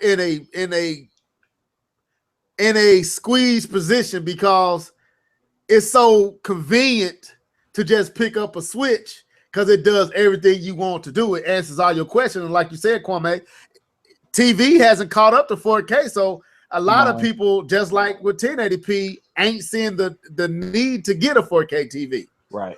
So, like, that's what it's the possibilities of the Switch that intrigues me. Like, if Nintendo does it right, that's why I said the VR. It didn't take the patents to show me VR with the Switch. when I looked at the Switch 2 months out before they ever said that, I had that video up 2 months before them patents dropped, saying that if Nintendo is smart and they thinking like I'm thinking, they already have ideas surrounding VR with the Switch, and I showed how they can use what Samsung Galaxy did, and I used the Metroid Prime footage when Samuels was in the cockpit of the ship and was controlling everything, and it was looking, imagine it in VR. Nintendo can address everybody's need, and it don't have to be the best, because people need to realize folks are not as concerned about the best as a lot of the hardcore gamers think they are. Because if you're really concerned about the best, you're going to have a PC at the end of the day. If graphics mean that much to you, you're going to have a PC. So graphics must not mean that much to you. So you just like keeping up with the Joneses, so to speak. But if the Switch is successful, those folks who are going to make a success about 4K as much as the hardcore would. And if it could do VR, they don't care if because a lot of people are enjoying VR on the Samsung Galaxy phones with the little headset. They having fun with that. It doesn't matter. Go ahead. Who was talking? No, I was saying I used that the other day, a Samsung phone with VR. So I know what you're saying. Okay. Oh, you talk about the Samsung 7 with the VR experience? The gear. It's using the gear. You know what I'm saying? So to me, go ahead, Kwame. No, go ahead. No, Steve, I'm excited, of course, because it's a new Nintendo device. I get excited when new devices come out in general. I don't care if it's Nintendo, Sony, or Microsoft. I get a level of it, a high off of it because I'm a gamer. But I'm excited for the Switch, and what's making me even more excited is if they do it right. If Nintendo come with all they ducks in order, if they come with the gun loaded and they hitting the target, Nintendo can literally change and pivot the industry in a way that the only thing kept the Wii from pivoting it was the fact that it wasn't in HD. That's the only thing that held it back. If it was an HD system, Nintendo would have hurt the game. It would have messed it up. People were lucky the Wii was standard definition. So whoever want to go off of that, that's what I'm hoping they do it, because I feel like they in a position to literally change the course and the landscape and the expectation and what people want with this system if they do it right. Because I didn't think I wanted it. I'm gonna be honest. I was the one that didn't think this would work. I thought it was stupid. I thought it was a dumb idea until I saw it in actual functioning. And then I was like, wait a minute, I'm kind of tripping. This can work, because I thought I was going to get 3DS level. I didn't want a 3DS. It just blew up on my screen. But when I saw it, I'm like, wait a minute, I might have jumped the gun on my criticism of a hybrid system. So I don't know. I'm curious if they're gonna do it right. It looks fun to me, man. I like the idea to be able to just pick up the console, and that's actually why I bought a Surface for my laptop, so I can just pick up and go wherever I want to and do whatever I want. And so if I want to play video games on my laptop in the bed when I'm chilling with the wife, I can just pick up my Surface, turn into tablet mode, take off the keyboard, and just go chill with my wife and play it there. And that's the same experience you're gonna get with the Switch, to be able to pop it off and go where you want. I mean, the industry is actually going that way. The stuff being more portable, and that's why you got these. That's why Surface is actually so well received. The fact that you can pop it off as a laptop, it's a tablet, but it does the thing that makes it different. It does both very well. You know what I'm saying? It doesn't lack too much on one side, and that's also what makes it sell well. You can't just say I'm mobile, but you're lacking. I can't be mobile, but my specs aren't right. I'm mobile, but I don't have enough memory. You know what I'm saying? If you're gonna do that, then you need to do it very, very well, instead of just half doing the job and just saying, hey, at least I'm mobile. There's many of those convertible tablets that don't sell as well as the Surface, because they're just doing it half right. But you know what I'm saying? You make the mindset and you do it all the way right, which it looks like so far Nintendo is doing, and they're gonna have success.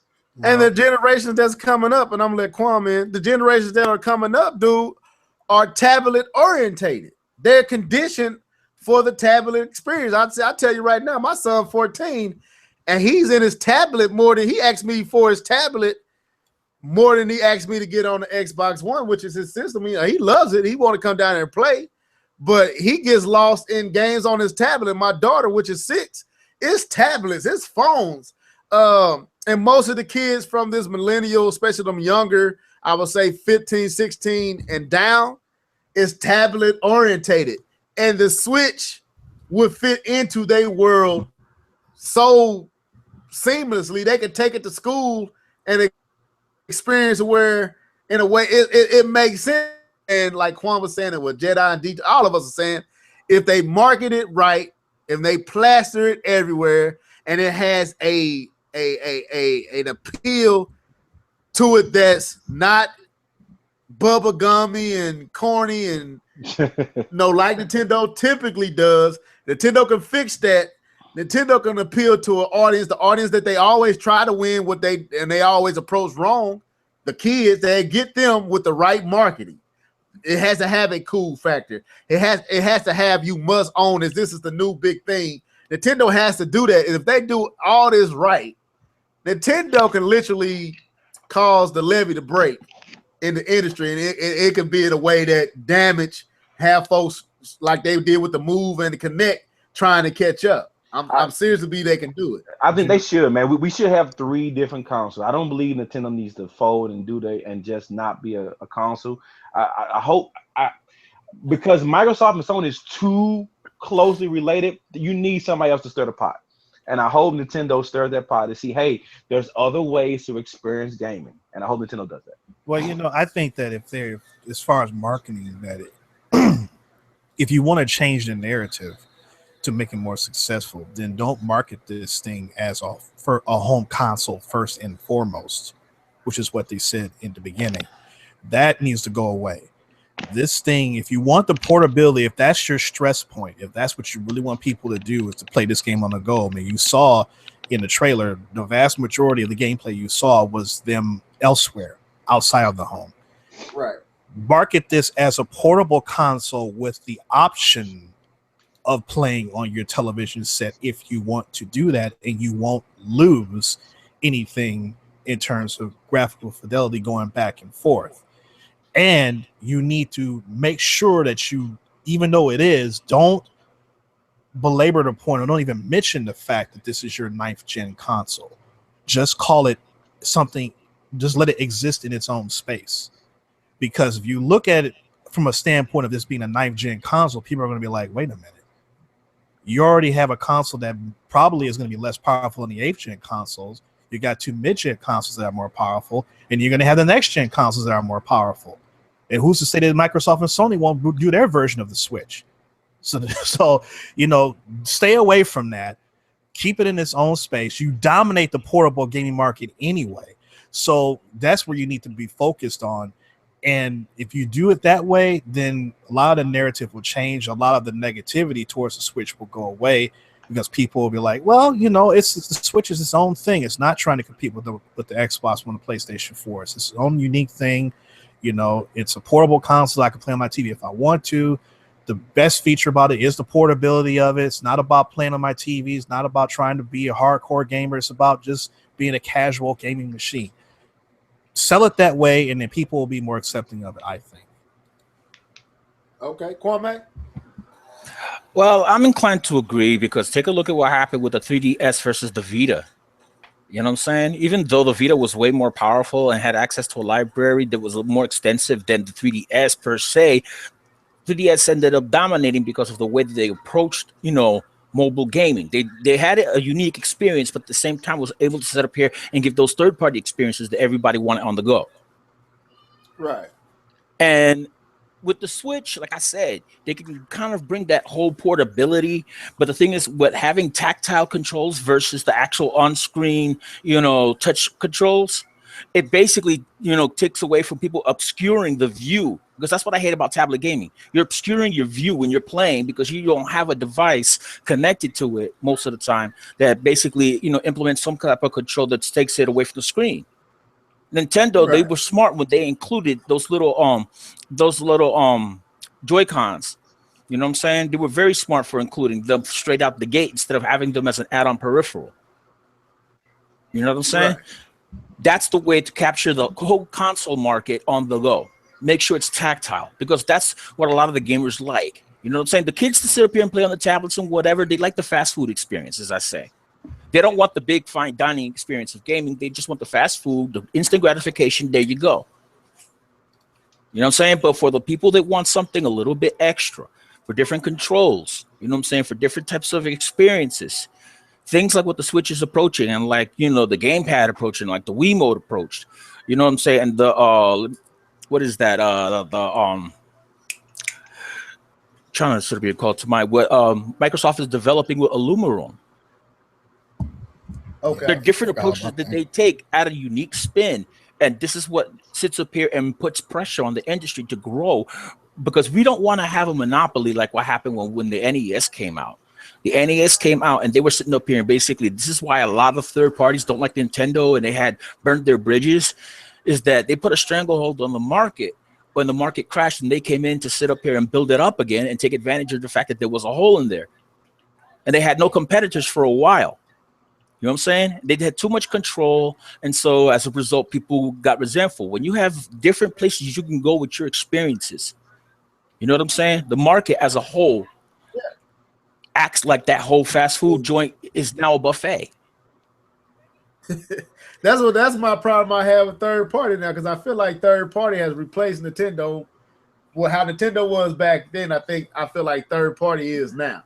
Like third party is kind of monopolizing the industry, where it's like they're controlling where it's going, how it's functioning, and I feel like that needs to be torn down a little bit. But I was listening to everybody's point. I want to get Jedi Knight's opinion in here real quick before I move on too far, because I feel like we coming close to where we need to end. But I feel like Nintendo could have called this a Nintendo Transit, like, because you taking it everywhere. It's literally a part of you. Huh. It's literally like, I can imagine picking up my son and his friends. All of them have they Switches in their little backpacks, on their hips, waiting on the bus for the basketball game, or on the team for the waiting with the team for the football game or whatnot. Like, Nintendo literally, and then they can go home and dock it, play right there. Like, this thing, like I said, if they do it right, the 4K, 1080p resolution, all that stuff is not going to matter, because we're at a place where resolution is good either way it go. Whether 4K is a perk, it's not a need, it's a perk, it's a luxury. 1080p is standard. You don't really have to go beyond that at all, because I own both 4K and 10. It's not a big enough ordeal to care about it anymore. So if Nintendo does it right, kids are not going to care. Teenagers are not going to care. Millennials are not going to care. And many adults is not going to care. It's the convenience and the fact that you can take this thing anywhere you want to go and get a great experience wherever you are. And that's just tempting and alluring, man, in my opinion. But go ahead, Jedi. I agree with that. I don't think that the resolution matters at all. I think 1080p is more than fine, and on mobile, 720p is more than fine. Right. I do think the power has to be there. I don't think that it has to be, PlayStation Pro. I do think that it has to be powerful enough to run third-party games, because if we're talking about Nintendo really changing the game, in order for them to do that, they're going to need third parties. Yep. And that's just the name of the game. Back in the day, 20 years ago, the name of the game was do what Nintendo says, or you're not going to have a game, because the only console that is putting out games is Nintendo consoles, right? That is not the case now. The case is, if you want to be relevant, if you want to change the game, you're going to need support from us. And I'm like I said, I'm very excited from the point of speaking about the Switch for so long, speaking about the NX for so long, that I just want to know exactly what it is. You know, Right. I do think that based on what the the makeup of the console itself is, there's a lot of potential there. And I would love to be able to, you know, like K-Bomb said, hey, you know, it's late night. You don't feel like going to the office or into the living room. You just want to, you know, kick it in bed and, you know, just play your Switch on dim with some headphones on before, you know, you go to sleep for the night and so forth. That, you know, will be cool to do. Or if you're just going to go on vacation, you don't got to worry about taking a big bulky console. You know, you can play it, you know, in between destinations, or when you get to your destination, you can just flip it out right there, and it's on a real personal level to where you're not really intruding on anybody else or having other people have to watch your game because you're in control of the TV and so forth. I think Nintendo has done something right here. Like I am cautiously optimistic. Let's put it that way.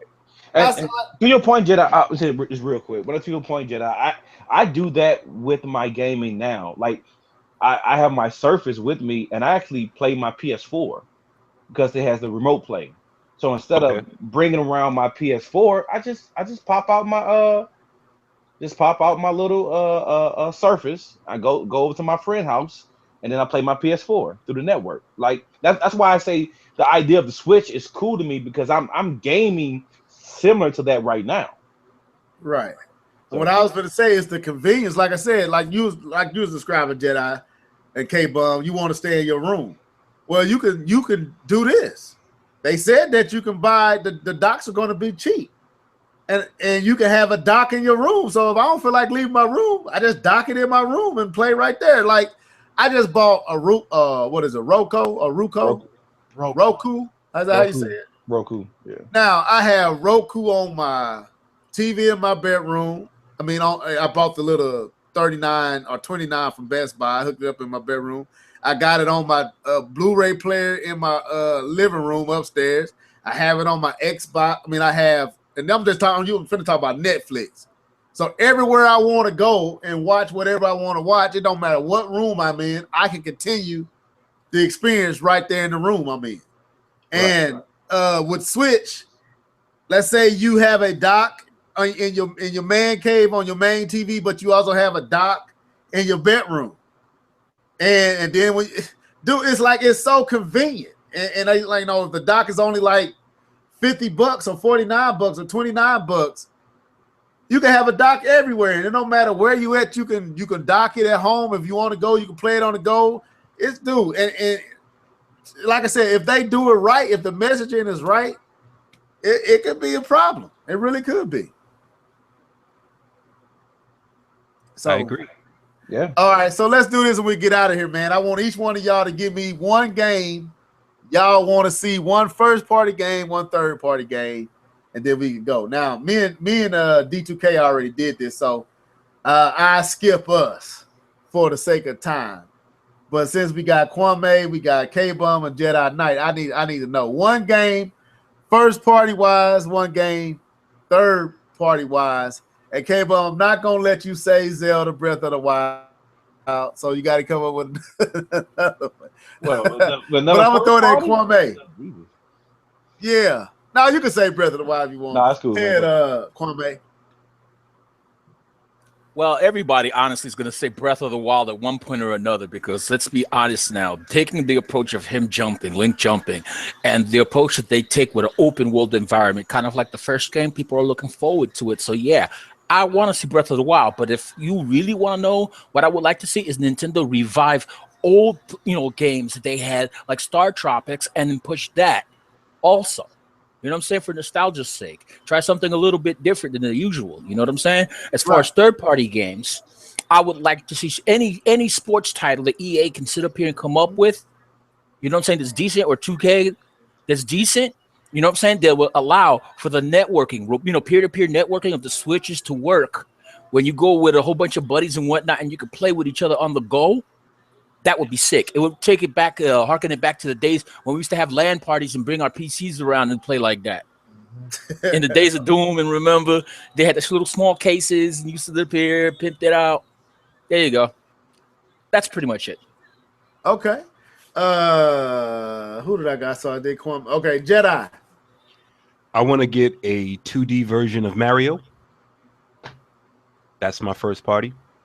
And my third party, which I know will never, ever happen. Ever. But I want a complete remake of Chrono Trigger.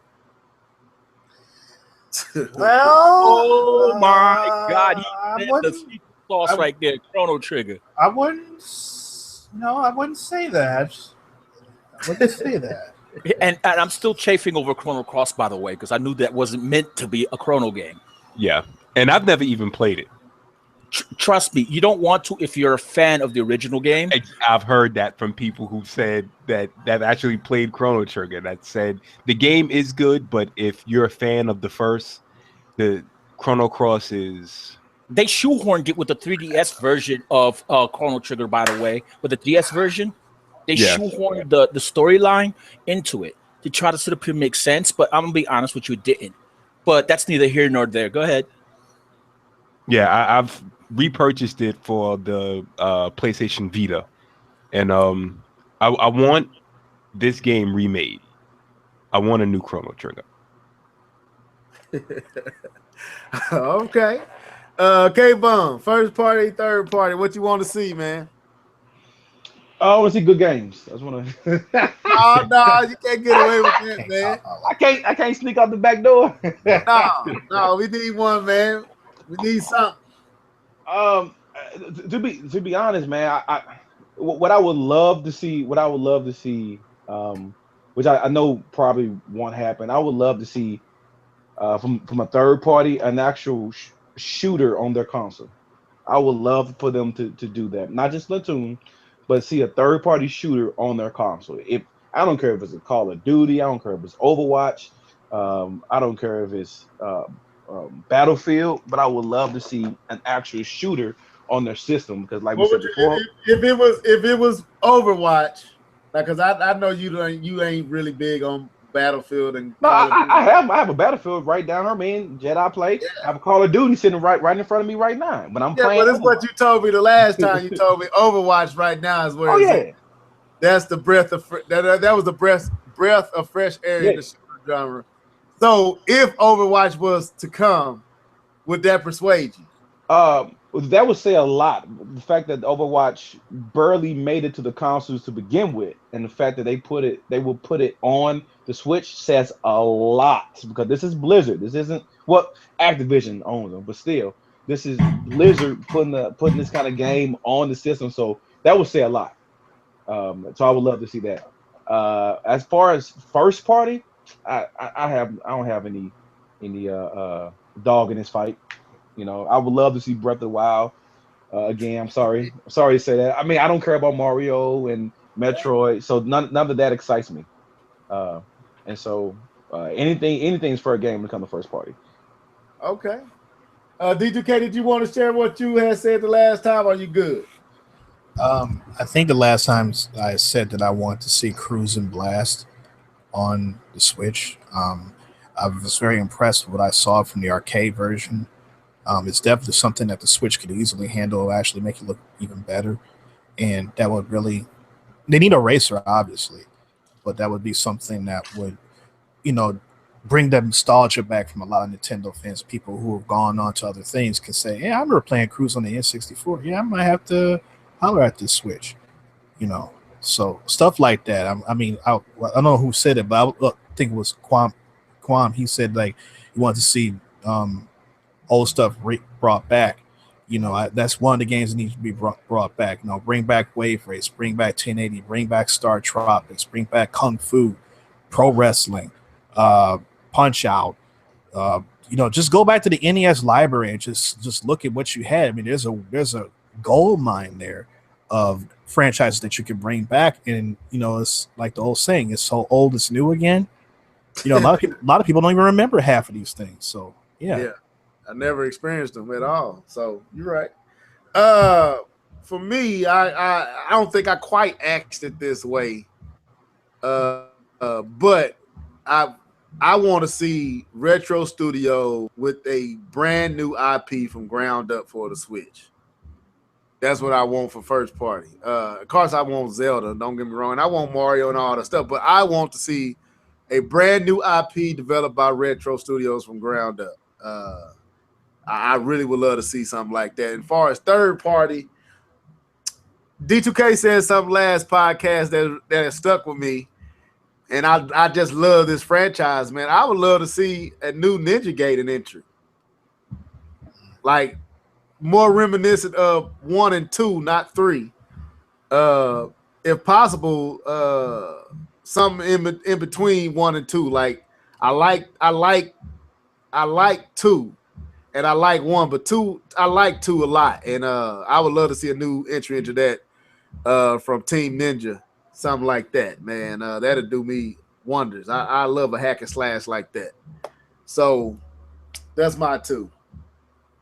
But my family's upstairs blasting music. I don't know if y'all can hear that or not. Yeah, somebody was clapping up there. I don't know who. So I'm going ahead. They let me know that they ready to. I guess they want to play music and eat and have a good time. So let me go ahead and try to end this, man. So starting with Kwame, go ahead and do your signs out, man. All right. Well, this is Quan Manchu here from Gamers at Large, chilling in the cup with my buddies over here discussing gaming, in a very civil manner rather than sitting up here and acting like a fanboy. And as I always say, whatever's clever. All right, man. It was a joy having you on. One man, Chew. I've been following you. I've been following you for like, man, it's at least been about since I've been in YouTube. So even before then, I knew who you was, man. So happy to have you on, man. You ain't on YouTube as much as you used to outside of the podcast, right? Yeah, it's due to health issues. I'm a disabled vet, so sometimes I have to step away from the whole online thing, because of health concerns and whatnot. It's because I don't want to get agitated with some of the nonsense, All right. Now, so did you ever do any top videos on Dragon Ball Z? Or am I confused you with another individual?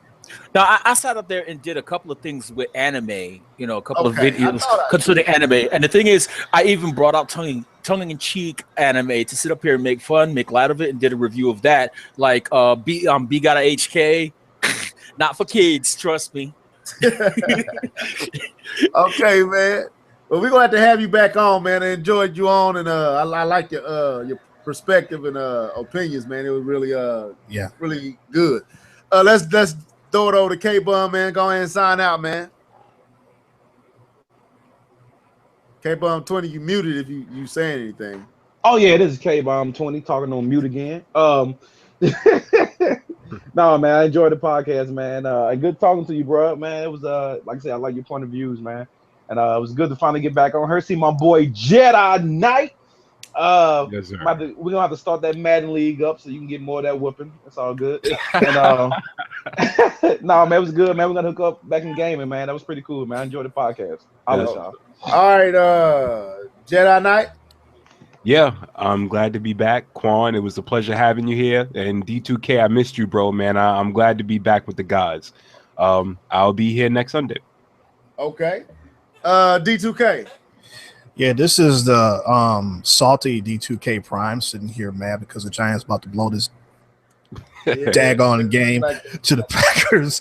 And I appreciated being on the podcast with you guys. I appreciated Quan, coming in. He was a very intelligent guy, and I hope he comes back for more. It's nice to have Jedi Knight back on. Back on, has been a while. As always, great being here, and I'll see you guys on the next podcast. And hopefully we'll be doing something in response to what we see on Thursday. Yeah, we'll be responding Friday on what happens Thursday. Put it like that. Damn, Bird, why you gotta hate, man? Nobody. I don't have no problem with Green Bay and Aaron Rodgers, but I just want to see Eli. I just want to see Eli and the Giants get past these boys, man. I really do. And I ain't got no. You ever say go Green Bay? Don't be doing that. Don't be doing the chat room like that, man. Anyway, but yes, man, it was lovely having Jedi Knight back on. Missed you, man. miss your perspective, miss your the way you eloquently talk and present your position and your points and your opinions and your onions, like Ms. T would say. So it was lovely having you back on, man, and definitely got to get the Sunday stuff back and rolling. Kwame, we got to have you back. Definitely, man. Enjoyed you. D2K, you know how it is, man. We always get it down.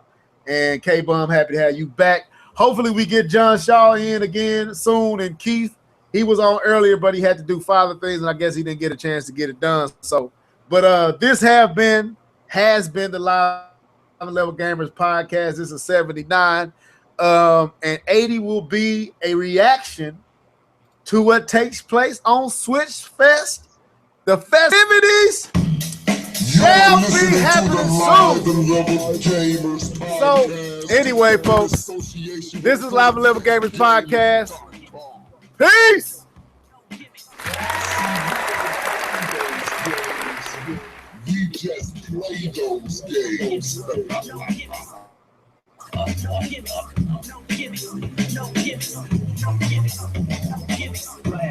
Level head game. John Shaw. K-Bum 20. D2K. Jedi Knight. The Live and Level Gamers podcast, where gamers come to talk.